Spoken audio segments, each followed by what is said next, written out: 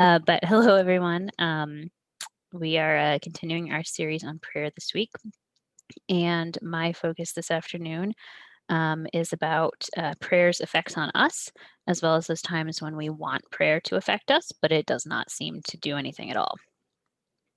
So you may have heard a quote which is often attributed to Mother Teresa, although I haven't been able to figure out if that's a genuine attribution, and it goes like this. I used to believe that prayer changes things, but now I know that prayer changes us and we change things.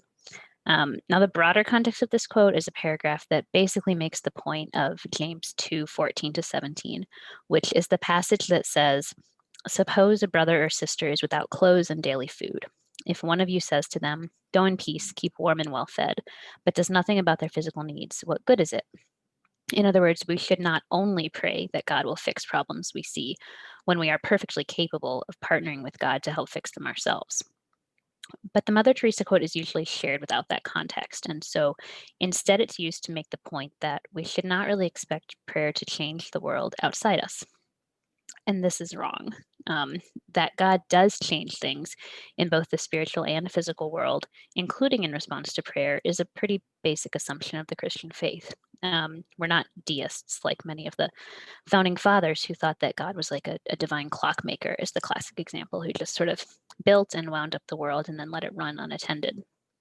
And so the Lord's Prayer is a good demonstration of this. It's very much a prayer of request for God to do things, to change things, to actually affect the world we see and experience.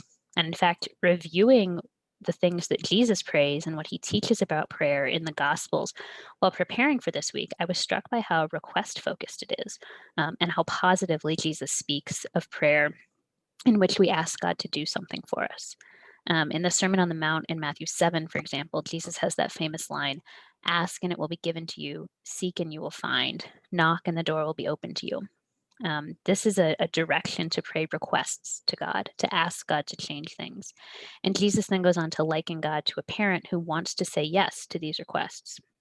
He says, which of you, if your son asks for bread, will give him a stone? Or if he asks for a fish, will give him a snake? If you then, though you are evil, know how to give good gifts to your children, how much more will the Father in heaven give good gifts to those who ask him? When I was taught about prayer growing up, I remember there was a distinct suggestion that you shouldn't go overboard with the requests. You may have heard the acronym ACTS, ACTS, which is adoration, confession, thanksgiving, and then only last, after all of the implicitly better stuff, can you do supplication, which is asking God to change things for you, or for others. And I think this is all born of a very good desire not to treat God as like a divine wish fulfillment service. It's a way to be humble, to follow biblical models. It reminds us to worship God, to take our own sins seriously, and so on. But it can have the unfortunate side effect of making us feel maybe a little bad about asking God for help. But good parents don't habitually ask their kids to praise them and confess disobedience and thank them for past gifts before asking for something they need. And so all those other types of prayer are good, of course, and absolutely things we should do. But praying requests is not a lesser kind of prayer. And it's not only an exercise in self improvement.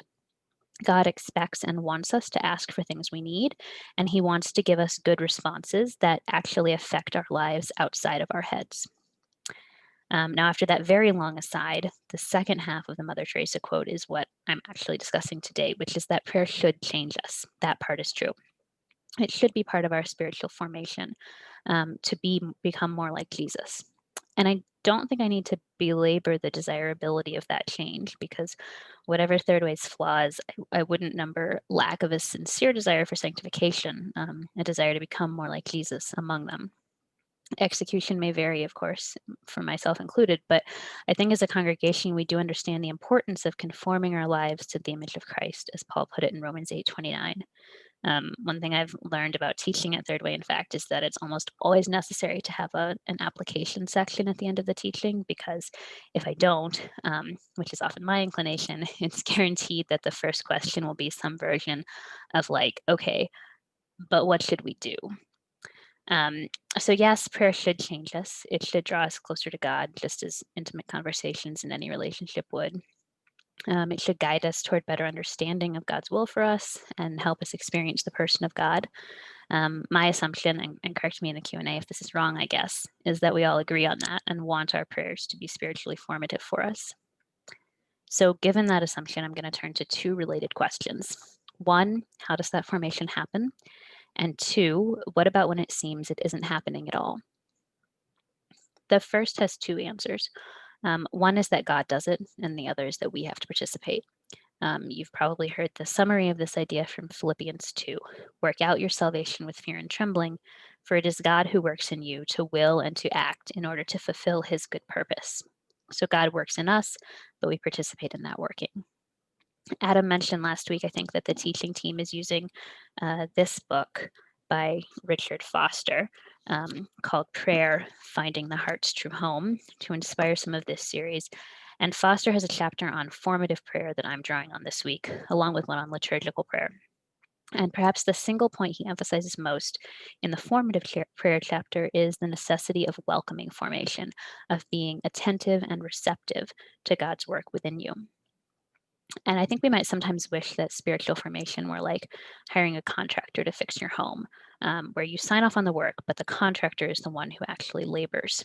But I think it's rather more like your dad comes to visit and you say, I have this broken thing in my house that I don't know how to fix. I think you do know how to fix it. So can you fix that for me? And he says, yes, of course, I would love to lend my expertise and help you fix this, but this is a two-person job and I will need you to do it with me. And maybe you don't really want to do the work with him, even though you want the problem fixed. You don't want to have to help, but it's a two-person job. And it's also a job that will be easier or even outright enjoyable if you love your father and can take his direction and partner with him willingly and with gratitude, not grudgingly or dragging your feet.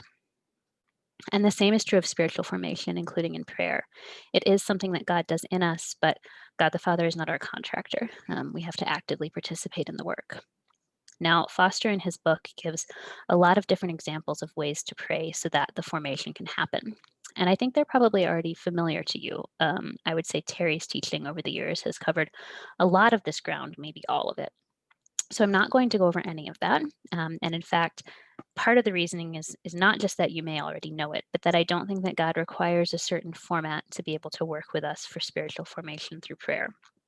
I do, however, think that God requires enough of our time, which is perhaps the very hardest thing to do, particularly if, like me, you have many obligations in life and also a good internet connection and logins to several television streaming services. The common strand in the types of prayer that Foster discusses in this chapter is that they take time. Sometimes that means they're sort of briefly interjected throughout the day, reframing the daily schedule around communication with God. But more often it means that when you do prayer, whether it's that short thing or a longer, more dedicated time, you have to give enough time for it. And not only time for you to speak, there has to be time for God to answer. And this can be really difficult to do. There are far too many days where I will pray in the morning, and then as I open up my computer to get to work, realize that I technically did it, but I definitely rushed it, and then I continue opening the computer and don't rectify that situation. Um, but I'll go through the list, check all my boxes, and then allot no time for any response or prompting by the Holy Spirit. And how can we be formed by God if our prayers have no space for anything but our talking? We can't be attentive and receptive if we allot no time for that part. It's ridiculous, but I will regularly not leave time for God to respond and then be like, oh, why does God never respond to me? So not as a hard and fast rule, and for myself as much as for anyone else, but purely as an idea for beginning to ensure that we are making time to be attentive and receptive to God's formation of us in prayer. I would suggest just try adding 5 minutes of active listening. Even 2 or 3 minutes if you can't do 5. It seems incredibly long in practice, but somewhere in the day, we all definitely have a few minutes. And phone timers are a really great way to ensure that, number one, it is the whole 3 to 5 minutes or whatever it is you do. And two, that you're not checking the clock every 15 seconds because you're so sure that it's over. So much so that you're spend your whole time looking at the clock and none of it trying to listen to God. So yeah, after whatever prayer you do, even if it's just 2 minutes of nothing but requests, the sort of simple prayer that Adam discussed last week. Just try a couple minutes of focused silence to make space for that formation to happen, because it can't happen, if we just say all our stuff and then, move on and leave no space to listen. God can only get our attention if we're willing to give it. Now, as much as I don't think that you need a special kind of prayer for this formation to happen, I am going to recommend a specific style of prayer as part of the answer for the second question, which is, what about when it feels like the formation is not happening? So, let's assume you're doing the 5 minutes and have otherwise done your best to be attentive and receptive, and it's just nothing. I've been praying 3 times a week most days, or 3 times a day most days since the summer, which is much more about my phone's alarm function than any real self-discipline. And honestly, a lot of that has felt like nothing. I don't know that it's changed me. And I think in retrospect, a lot of that is about my failure to allot any time to be changed most days, but I'm not sure that it's only that. And more generally, beyond my experience, that sense of nothing, of no internal effects from prayer, isn't always because we're quote unquote doing it wrong. Sometimes prayer feels like nothing even when we're doing everything we should be. So there's a famous Anglican theologian, and it's not N.T. Wright or C.S. Lewis for once. I'm going to mention a different one, though he does have the double initial name format, and his name is J.I. Packer. He died last year, and so when that happened, I was poking around some of his stuff on Amazon because he's a big deal, and I'd never read anything of his. And I came across a book called Praying, Finding Our Way Through Duty to Delight. And that subtitle seemed very apt for my prayer life, which does feel like duty more often than it feels like delight. And so in that book, Packer has a postscript titled, "To Christians Be Calmed in Their Praying." And the image there is that you're on a sailboat and you've got the sails up because you're expecting to sail somewhere, but there's no wind. It's just a flat lake and you're not going anywhere. And so he says, we began this book in hope of helping Christians who want and try to pray, but who feel that their praying is somehow stuck and that they need some sort of a jump start. What causes this feeling may have no direct relation to prayer as such, Packer says. The sense of getting nowhere in prayer may be a byproduct and thus a sign and symptom of some physical or mental or circumstantial condition that strikes at the life and balance of the mind. It might come from a trough of emotional exhaustion, he says, or from long neglecting the Sabbath principle of programming periodic variety, regular rest, and sufficient sleep into one's life, all of which conditions make our hearts unfit for prayer, just as having pneumonia unfits our bodies for playing hockey. When we feel stuck in prayer, all these possible reasons why should be checked out first, Packer says. It may be medication rather than spiritual discipline that is needed to remove the blockage. But if the problem really is as it feels, he has a few suggestions, which I will now share with you. First, he says, take a pause before you start to pray to think about whom you will be addressing and what he has done to give you access to himself and a permanent claim to his attention. This pandemic, I think, has shown us the importance of seeing people when we talk to them. This is probably why we tend to Zoom a lot for things that could be handled over the phone. At least that happens in my work environments. It's part of why talking through a mask can feel very frustrating. Obviously, we will not physically see God's face with our eyes when we take this pause, but I think it's a similar move of seeking that familiarity and recognizing the other partner in the conversation, which can improve communication and make us less frustrated. The next thing Packer suggests is praying with your mouth, not only mentally, whether that's actually speaking aloud or if your circumstances don't permit it, mouthing the words. It used to be very standard practice up through the 1800s, he says, for Christians to say their private prayers out loud. And it was also very common to sing songs or read psalms out loud, sort of punctuating the prayers in these private prayer times. So focus is always the big challenge of praying alone, right? And so Packer suggests that speaking or mouthing the prayer, the physical act of that will help your mental focus as well. And then the third thing he suggests is something that both Martin Luther and C.S. Lewis practiced, using the Lord's Prayer, which conveniently most or maybe all of us already have memorized. Lewis called it festooning the phrases. And the idea is that as you pray through the Lord's Prayer, whenever you say each phrase, you stop and you add to it in your own words, whatever comes to mind. So, for example, after you say, "Forgive us our trespasses," you might confess any of your own sins that come to mind. Or after you say, "Give us our daily bread," you might add your own requests and so on. Doing this gets your thoughts going, Packer says, and where thoughts go, words will follow. To extend the sailboat analogy, it's like using a paddle until the wind picks up. Other written prayers, whether they're from liturgies, from the Psalms, from elsewhere in Scripture, I like the prayer in Ephesians 3 a lot, but other written prayers can be used the same way. It doesn't have to be only the Lord's Prayer, but that's really handy because you may already know it. But if your praying feels so empty that it's a struggle to summon your own words, just use someone else's words and then festoon the clauses as things come to mind. As you become absorbed in the process, you may find that you end up with more of your own words than you expected, maybe even more of your words than of the other person's words. And of course, don't forget to leave that space for silence so that you will be able to feel it if the wind returns and God responds. And now it is time for questions and comments. And I will warn you that I only slept about 5 hours last night, so it might be bad.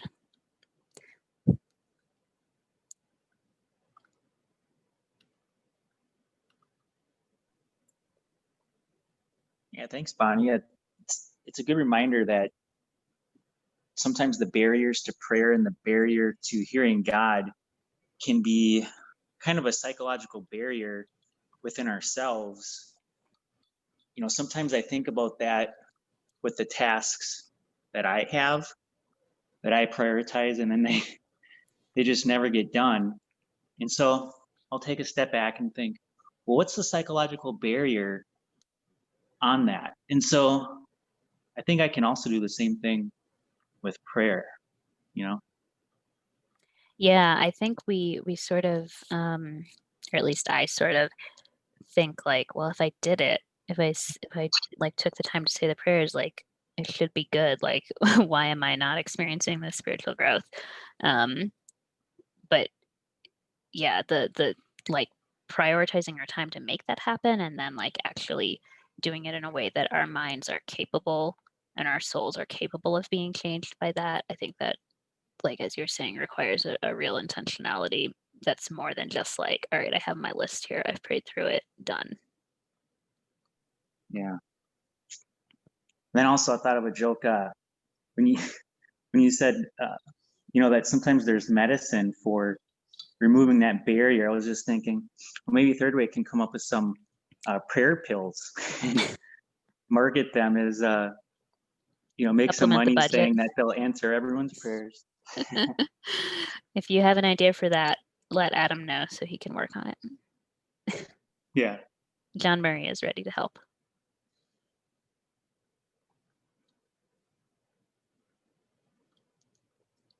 We do need a Third Way private jet, so I'll also help out with that. It's true. How will anyone know that God loves us if we don't have a private jet? I have a question, Bonnie. Mm-hmm. I like the idea I like the idea of festooning. It's an interesting idea and I think a helpful one. But I was kind of right from the start, like the first thing you said about Mother Teresa, I find super interesting because I get what you're saying about how the first part isn't actually correct, but I'm real curious about how she landed on that, because I'm not going to dismiss anything that Mother Teresa says about prayer too quickly. Yeah. Her sort of witness and her background, like I would attribute it to an emphasis on the Protestant work ethic that kind of, but that doesn't really hold for her. Yeah. Way. So two things. One, as I said, I could not find anywhere a specific citation of like, this is the book she wrote it in, because she published a number of books and nowhere that I saw that quote cited said this is the book. So I don't know for sure that it's authentic. It is widely attributed to her, but that may be wrong. But the other thing is, as you may know, Mother Teresa had like huge crises of faith later in her life, like to the point of, to my understanding, at least in her private writing, she was saying like, I don't even know if I believe in God anymore.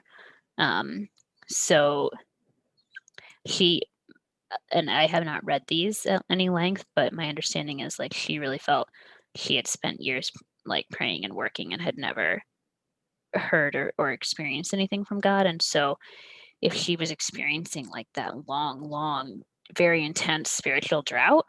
And then she says, prayer doesn't change anything in the world. I mean, that sort of puts that in a different light versus like someone who's in a healthier spiritual place. Or maybe I shouldn't say unhealthy, but like a less difficult spiritual place, I guess. You know, it would be, I would take it very differently if it was coming from someone who was like, yeah, I have this wonderful active prayer life with God. Like I communicate with God all the time versus someone who says, I have not heard from God in decades. I'm not sure God is real. And then says, you know, I don't know that prayer does anything. Because at that point, right, like if she spends decades feeling like she's talking to nothing, then maybe it does become for her at a certain point, like just a personal improvement practice where like it, I don't know, centers her thoughts on things that are important. But if she's just, you know, if it feels so useless in terms of actually changing anything, yeah, I guess I'm saying that sort of colors the opinion for me. Yeah, and I get what you're saying about that. It's just interesting because, yeah, and I don't know if she actually landed. I know in her private diaries she wrote about this like extended dark night. Yeah. But I don't know if she actually landed in not believing in God. Like I don't either. And like maybe she still did believe in God through that whole time, but just in her experience and through her work, she wasn't experiencing sort of that direct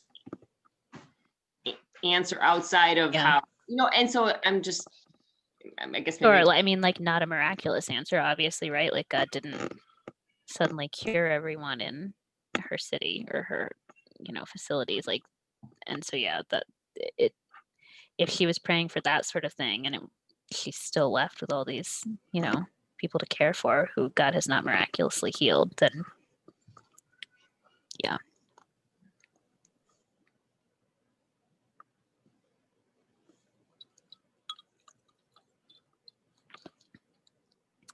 All right. Last call. Sorry, Bonnie. Yeah. I just had one comment on, you know, I was thinking about you just mentioning like spiritual growth and sometimes we can't see that. And I was just thinking of when my kids grow, right? I don't see them growing every day. I don't see them inching up, but all of a sudden one day they stand by me and I go, holy cow, you know, you're like up to my eyeballs. When did this happen? When did you get that tall? I kind of feel like that's our spiritual life as well. Like we don't see it day in and day out because it's incremental, small changes. But one day you do something and a friend or your spouse or somebody sometimes is helpful to point out to us, you know, wow, like your response in that situation or whatever. And you go, yeah, like I didn't even notice that I've changed in that way. So I think it can be such a tricky thing with our spiritual formation and our spiritual growth that we often don't, you know, it's hard to see it until kind of a specific thing happens where you become aware of it, right? That, oh my goodness, yeah, I wouldn't have reacted like that 2 years ago. Yeah, I was just kind of thinking along those lines that how it can be very deceptive and you know, hard to see. But yeah, I think that's a great point and a reason why in community, whether at the church level or in friendships or marriage or whatever, we should probably be better, at least than I am, about, you know, telling people when we observe that sort of thing, because they may not have noticed it in themselves. Yeah, it's good. And I just wanted to say briefly as well, I think what you mentioned about continually returning to that image of God as our Father is helpful, because prayer doesn't make a lot of sense to me when I think about like, why does God need us to bring it up? Like if he knows we need it. He's omniscient. Why do we actually have to? But like with my own kids, I'm constantly like, you know, trying to teach them to mature in a way that they're, and I think that parental, like God is growing us as people and spiritual beings. That's his ultimate desire for us. Not just to keep us alive or, you know, I think that's really helpful.